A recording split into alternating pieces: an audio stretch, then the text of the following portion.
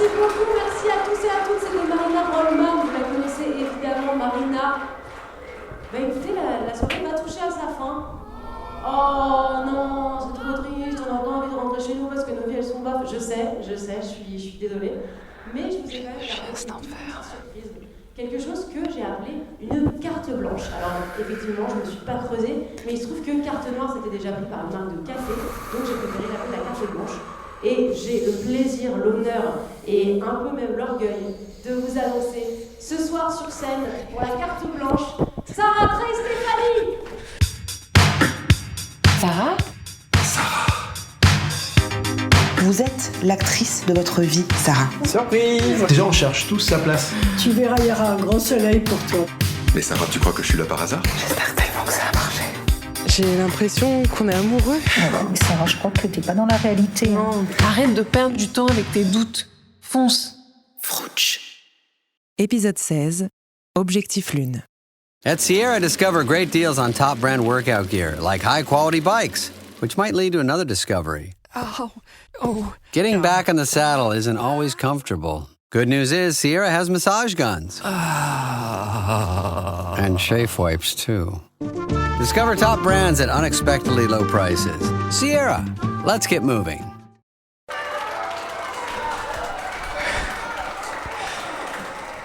Bonsoir. Bonsoir. Bonsoir à tous et à toutes, surtout. Mais je suis ravie d'être ici. Moi, quand j'étais petite, j'étais persuadée que quand je serais grande, donc maintenant, je serais heureuse. C'est pas le cas.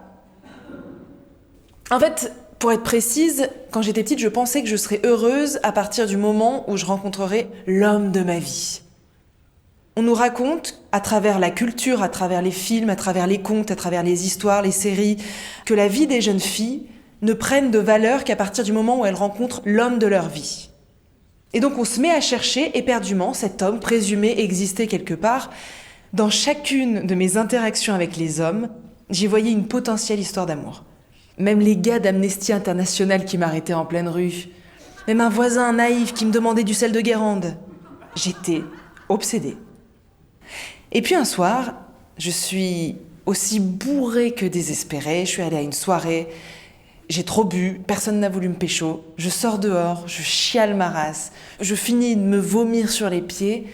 Et là, un homme apparaît, me ramasse du trottoir et me roule une pelle. Je vois trouble, j'ai un arrière-goût de bile rance à m'en déchausser les dents. Il est beau, il est drôle et puis il sent bon. Alors ni une ni deux, je fais semblant d'avoir oublié mes clés chez moi et je lui demande si je peux dormir chez lui.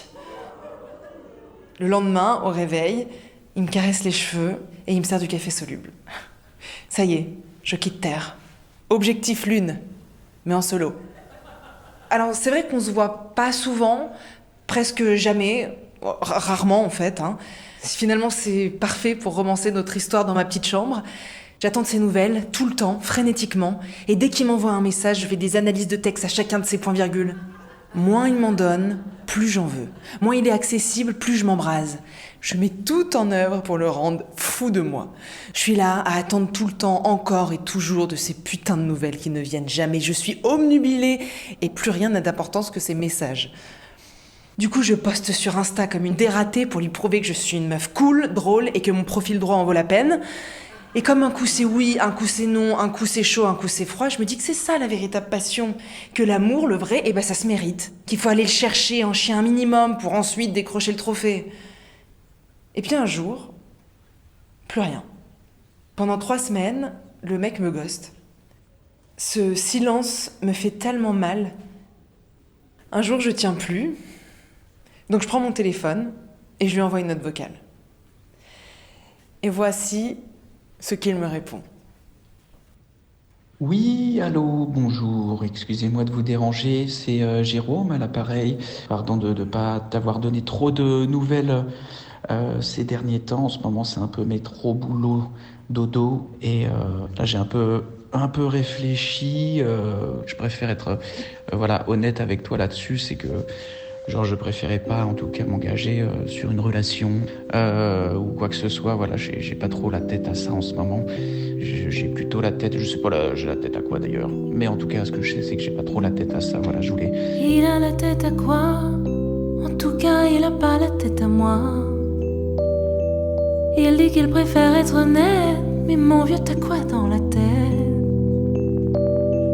Des petits bouts de cervelle ou bien des morceaux d'allumettes qui t'obligent à t'échapper au moment où j'allais t'aimer.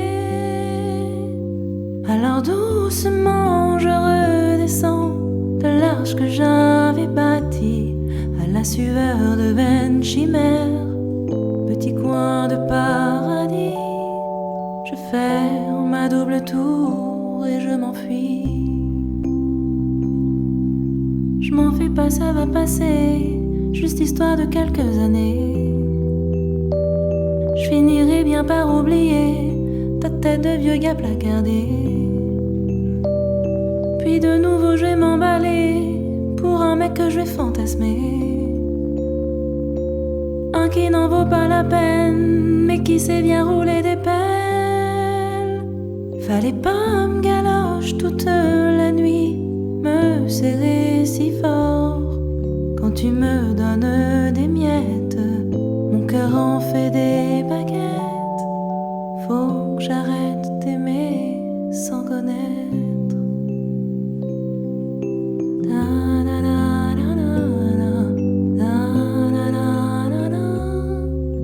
Faut que j'arrête d'aimer sans connaître.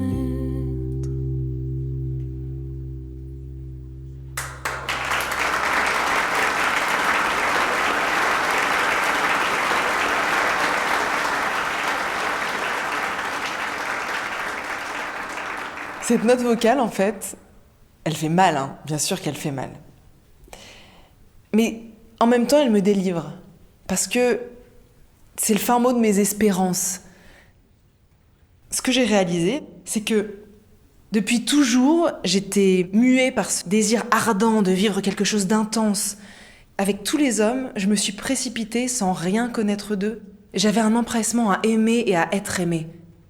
Qu'importe l'homme, tant qu'il y avait des miettes. Maintenant, j'ai arrêté de forcer le destin, j'ai arrêté de mettre des hommes sur mon chemin qui n'étaient pas censés y être. Je peux pas attendre de l'amour qui me comble entièrement. Je peux pas remettre autant d'attentes entre les mains des hommes. Parce que j'ai compris que l'amour, ça devait être fluide. Pas être un état permanent de frustration, d'attente, de stratégie et de souffrance. Pour moi, avant, l'amour, c'était le gâteau tout entier.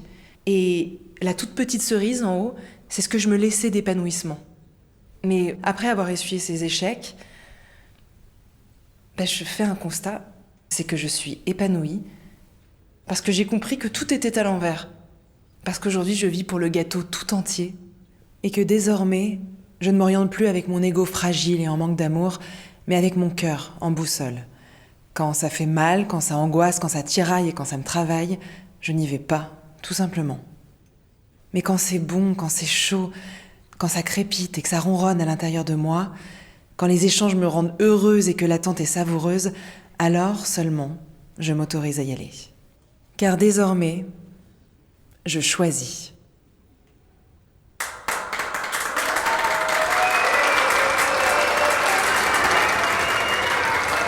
Merci. Merci.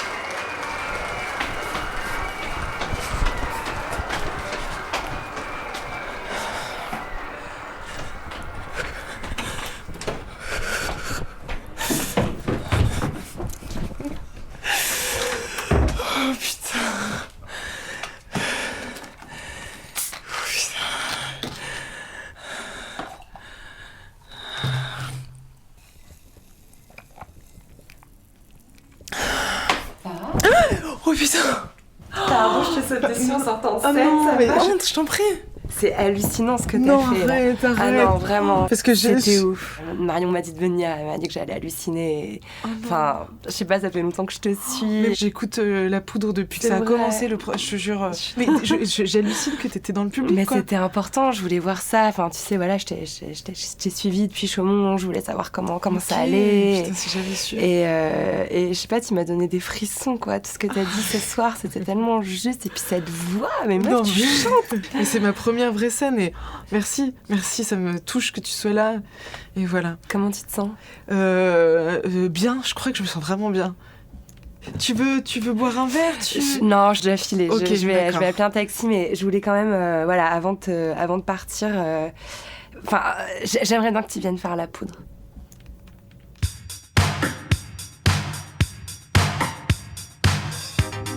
Frouch est une série originale Spotify, écrite et réalisée par Sarah Trey Stéphanie, avec Sarah Trey Stéphanie, Marion Séclin et Lorraine Bastide.